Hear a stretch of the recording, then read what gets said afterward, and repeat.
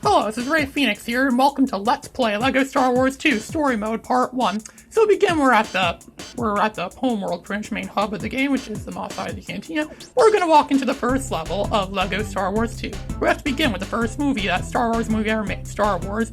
First Star Wars movie. It was originally just called Star Wars, but they added A New Hope to the title in like 1981 or sometime later. So we're gonna start the story mode in the game, where it's gonna show us the opening. We don't need to see all this, just explains the stories going on. I assume everyone knows the story of Star Wars, everyone's seen the movies and knows the story of Star Wars. If not, well, you probably know the story. Or if not, then go watch the movies, you don't know what you're missing.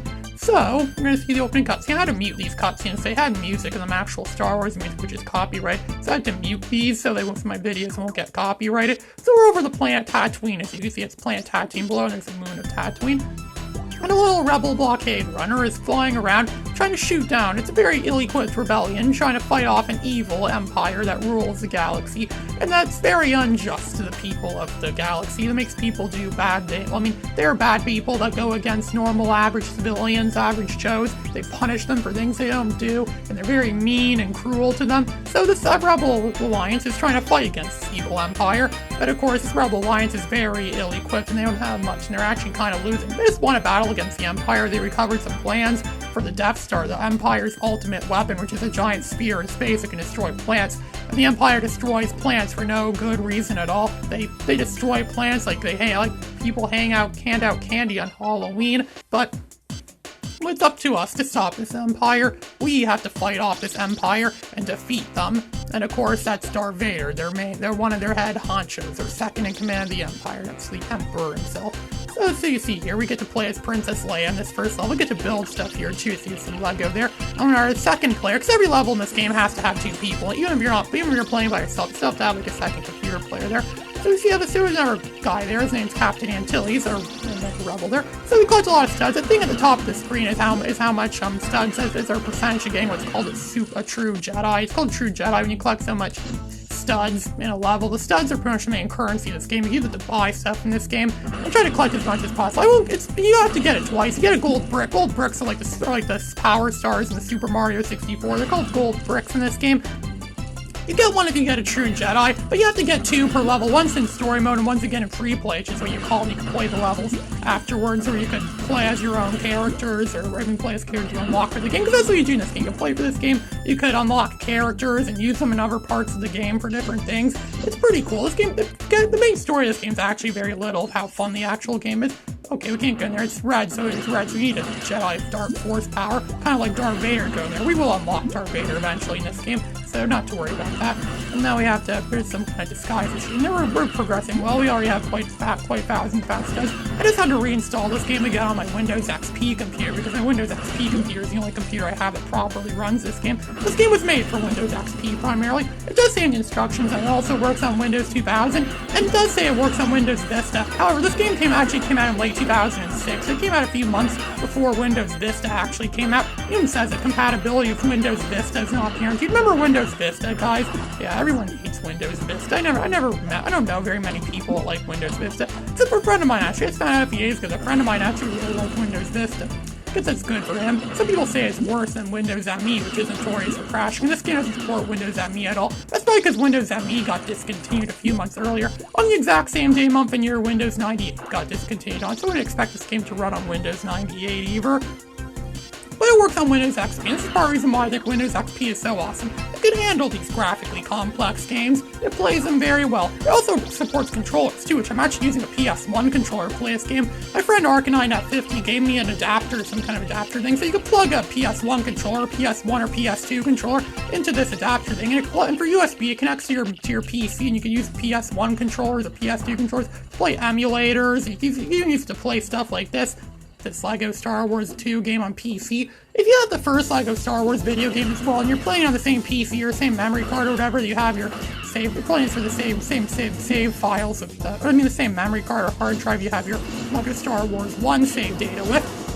You can use characters that you unlocked in the first LEGO Star Wars game in this game. So you can play as prequel trilogy characters in this game, which is always fun. Everyone loves prequel trilogy characters. You know, we have the young, whiny, and bratty Anakin Skywalker. We have the cool and young Obi-Wan Kenobi. We have like frickin' Mace Windu, the Samuel L. Jackson.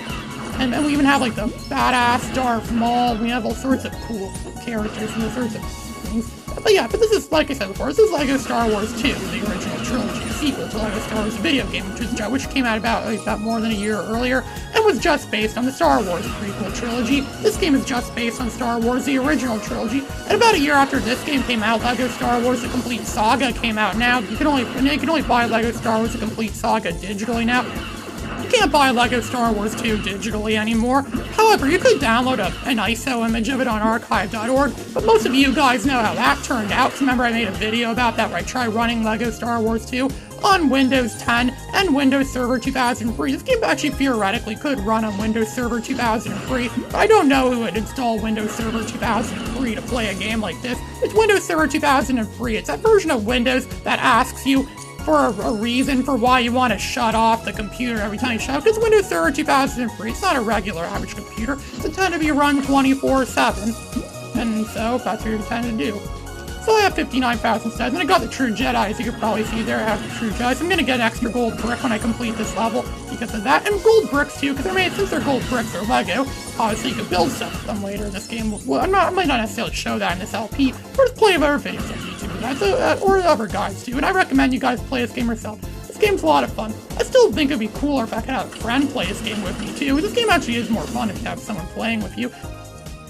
And yeah, I could have a friend to provide additional commentary too. Two of us could have commentary and we could play with the game. That'd be very fun. But unfortunately, yeah, that's never going to happen for me. Beggars can't be choosers. Unless I meet some of my fans in real life. I've been thinking about that too. I have quite a few fans on YouTube. And I've been on YouTube for some time now.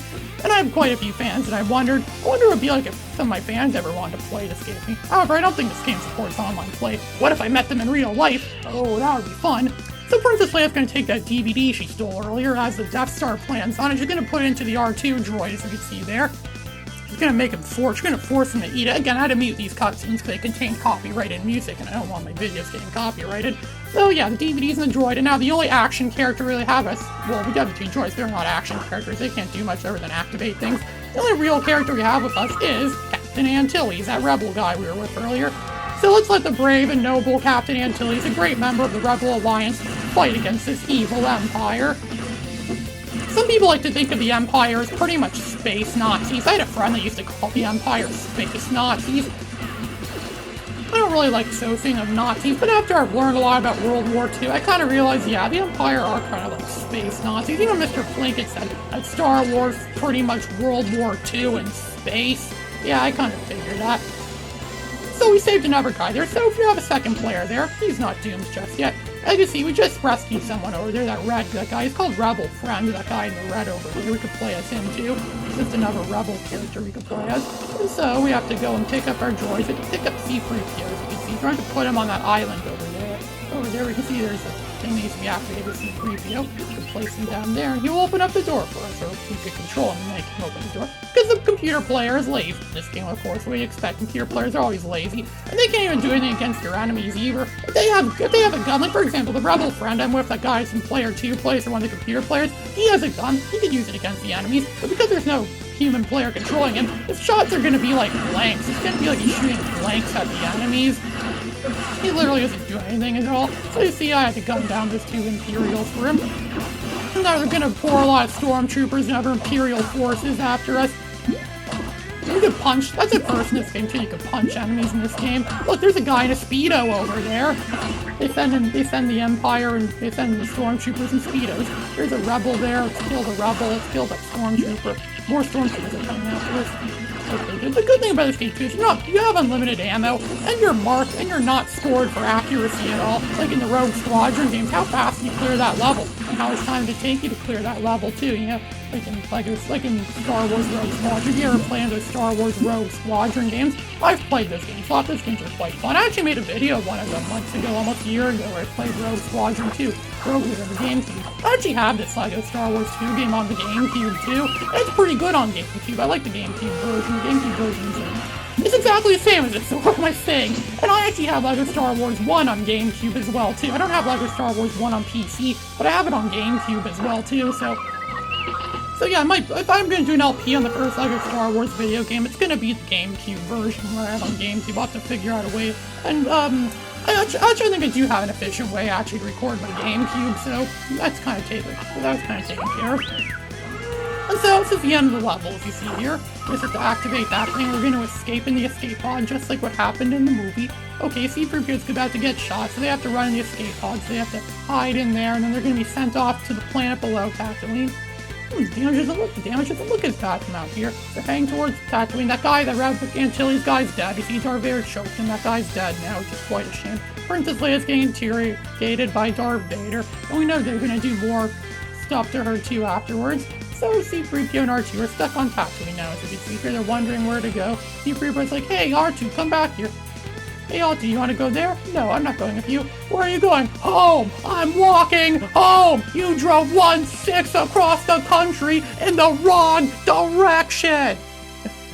So R2 is going to go in the wrong direction, and then the Jawas, those dang Jawas are worse than sand people sometimes. They're the real sand terrorists out there. They're the ones that should be stopped. They're the ones that Anakin should go in with a blue lightsaber and murder all of them, even the men and the women and the children, slaughter them like animals, as did in Star Wars. So by beating that first level, we actually unlocked Empire Strikes Back and Return of the Jedi, the other two stories in this game, but we'll get to those when the time comes. We'll continue playing in Star Wars Episode 4 for now.